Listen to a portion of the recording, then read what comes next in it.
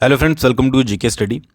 तो आप सभी को ये तो पता ही होगा कि हिमाचल प्रदेश राज्य चयन आयोग, ठीक है, HPRCA का गठन जो है वो हिमाचल प्रदेश में कर दिया गया है। ठीक है, और जो दीपक सानन कमेटी की रिपोर्ट थी, ठीक है, वो आपकी अक्टूबर में आनी थी, अक्टूबर में, बट किसी कारणवश जो है वो उसमें कुछ डिले हो गया था और ये बोला जा रहा है कि नवंबर में जो है वो कमेटी अपनी जो है वो रिपोर्ट सबमिट करेगी।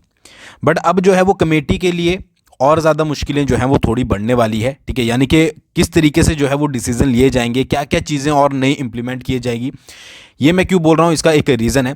देखिए, हिमाचल प्रदेश सरकार द्वारा ये बोला जा रहा था बार बार, ठीक है, जब भी आपने इंटरव्यू वगैरह देखे होंगे और भी बहुत सारी न्यूज़ पढ़ी होंगी कि HPRCA का जो गठन किया जा रहा है वो यहाँ पर जो है वो आपका बिल्कुल एकदम से जो है वो आपका CBT होगा, यानी कि कंप्यूटर बेस्ड इस पे टेस्ट होंगे, जिसमें जो आपकी मैन पावर की इन्वॉल्वमेंट है वो बहुत ज़्यादा कम होंगी और पेपर लीकिंग के चांसेस जो हैं वो आपके ना के बराबर होंगे, यानी कि कोई भी पेपर लीक आपका यहाँ पर नहीं होगा, पारदर्शिता जो है वो अच्छे से बने रहे।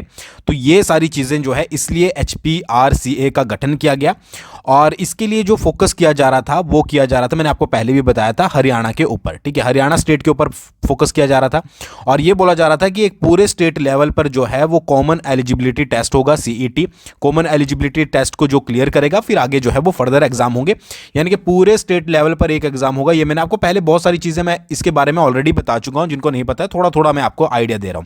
ठीक है, कॉमन एलिजिबिलिटी टेस्ट होगा जो कि होगा आपका CBT। हिमाचल प्रदेश में तो साफ बोल दिया गया था कि मॉक टेस्ट, मतलब बोला गया है अभी भी कि जो आपके OMR होते हैं, ठीक है, OMR शीट, उसका यूज़ नहीं किया जाएगा, बिल्कुल पेपरलेस। ठीक है, आपका सारा जो एग्जाम होगा CBT होगा और जिससे जो पेपर लीक के चांसेस होंगे वो ना के बराबर होंगे। बट मैं ये क्यों बोल रहा हूँ कि अब जो है वो दिक्कतें थोड़ी और बढ़ने वाली है, क्योंकि हरियाणा के ऊपर जो है वो फोकस किया जा रहा था और हरियाणा में ही जो है वो इसका पेपर लीक हो गया है। अब पूरी इंफॉर्मेशन क्या है मैं एक बार आपको बता देता हूँ।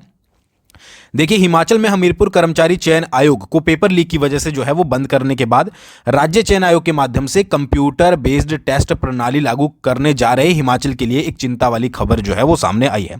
इसी फॉर्मेट के तहत परीक्षा ले रहे हरियाणा कर्मचारी चयन आयोग का ग्रुप डी का एग्जाम लीक हो गया है। ठीक है, ग्रुप डी का एग्जाम लीक हुआ है और ये जो पेपर था वो कॉमन एलिजिबिलिटी टेस्ट का था।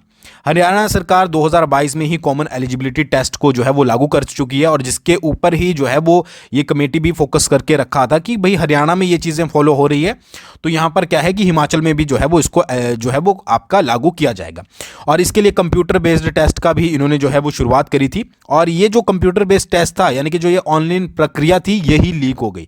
ठीक है, मतलब कि आप ये देख सकते हो कि जो आपका CBT बोला जाता है कि बिल्कुल आपका जो है वो पेपर यहाँ पर लीक नहीं हो सकते, तो वहाँ पर जो है वो हरियाणा में जो कॉमन एलिजिबिलिटी टेस्ट हो रहा था उसमें जो ऑनलाइन पेपर होने वाला था वही जो है वो यहाँ पर लीक हो गया। दिल्ली पुलिस ने इस पेपर लीक मामले में रोहतक से 2 लोगों को गिरफ्तार किया है। मतलब लोगों की आप पहुँच दे सकते हो, एक तरीके से समझ लीजिए कि सिस्टम को भी आप जो है वो हैक कर सकते हैं। और बहुत सारे, जब मैंने पहले वीडियो बनाई थी, बहुत सारे बच्चे उस समय भी कमेंट कर रहे थे कि ये जो CBT है ये भी आराम से लीक हो सकता है, ये भी ज़्यादा वर्क जो है वो नहीं करने वाला है। बहुत सारे बच्चों ने इसमें कमेंट किया था और इसमें हरियाणा पुलिस के एक कांस्टेबल की भूमिका भी जो है वो सामने आई है। ठीक है, मतलब ऑब्वियस ही बात है यार कि बाहर का जो बंदा होता है डायरेक्टली वो तो आपका कुछ नहीं कर सकता, अंदर के एक बंदे की भी इन्वॉल्वमेंट जो है वो जरूरी होती है। जैसे आपने HPSSC के मामले में देखा होगा, मैक्सिमम जो थे वो अंदर के ही मिले हुए थे, तभी जो है वो पेपर बाहर गए थे। बट आपको पता ही है कि जब कोई अंदर का मिल जाता है, फिर वो चाहे CBT का पेपर हो या फिर आपका जो है वो आपका कॉमन OMR हो, OMR की तो बात दूर की छोड़ो, यहाँ पर CBT का भी जो है वो लीक हो गया है। इसमें हरियाणा पुलिस के कांस्टेबल भी आया है। FIR दर्ज करने के बाद इसकी मामले की जो है वो जांच की जा रही है। बट अब बात यह है कि हिमाचल में जो है वो चिंता बढ़ गई है, क्योंकि हरियाणा के ऊपर फोकस किया जा रहा था कि भाई, बोला जा रहा था बार बार न्यूज़ के माध्यम से कि भाई हरियाणा का फॉर्मेट हरियाणा में लागू किया गया है, हरियाणा में ये चीज़ चल रही है, हरियाणा में भी एग्जाम होते हैं। अब हरियाणा में ही जो है ये पेपर लीक हो गया है।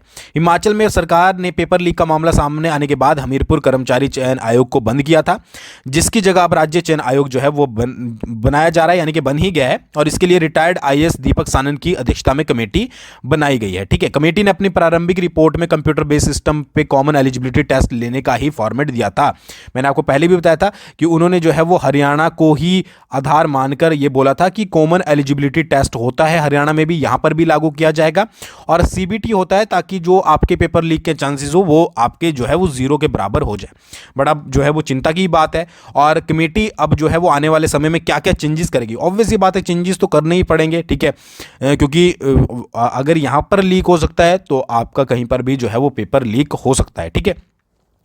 हालांकि अभी इस कमेटी की अंतिम रिपोर्ट का जो है वो इंतजार राज्य सरकार को है। राज्य के हजारों शिक्षित बेरोजगार युवा कमेटी की रिपोर्ट का इंतजार कर रहे हैं। ऑब्वियसली बात है, पहले अक्टूबर में बोला गया था, फिर आई थिंक कंसल्टेंट कुछ वगैरह की एक इशू चला हुआ था इनका, तो ये बोला गया है कि नवंबर में जो है वो कमेटी अपनी रिपोर्ट सबमिट करेगी। बट अब आई थिंक और थोड़ी देरी हो सकती है, क्योंकि जो कमेटी है उसको थोड़ा विचार और करना पड़ेगा कि सीबीटी को जो एग्ज़ाम है वो किस तरीके से और ज़्यादा सिक्योर जो है वो बनाया जाए।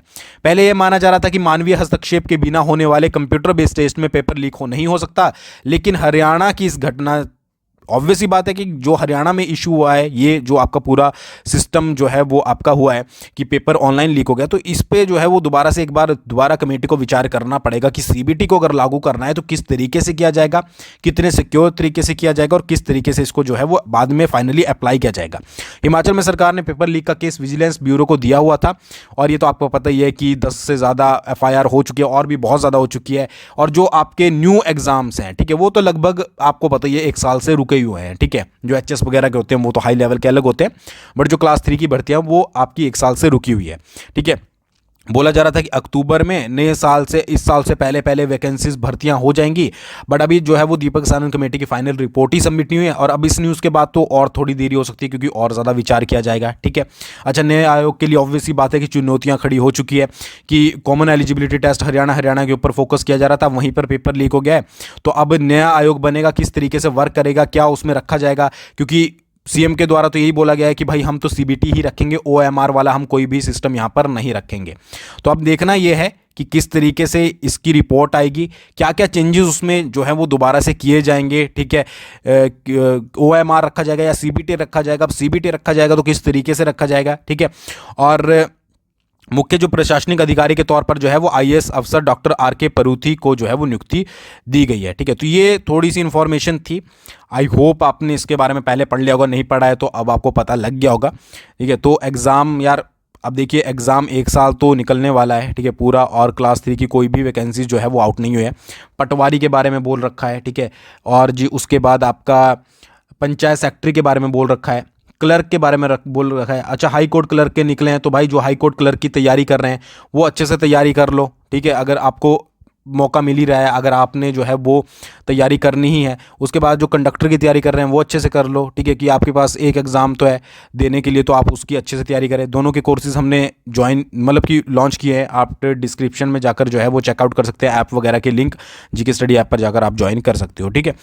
बाकी आपका इस बारे में क्या विचार है ज़रूर कमेंट करके बताइएगा। थैंक्स फॉर वॉचिंग, बहुत जल्दी मिलेंगे नेक्स्ट वीडियो के साथ।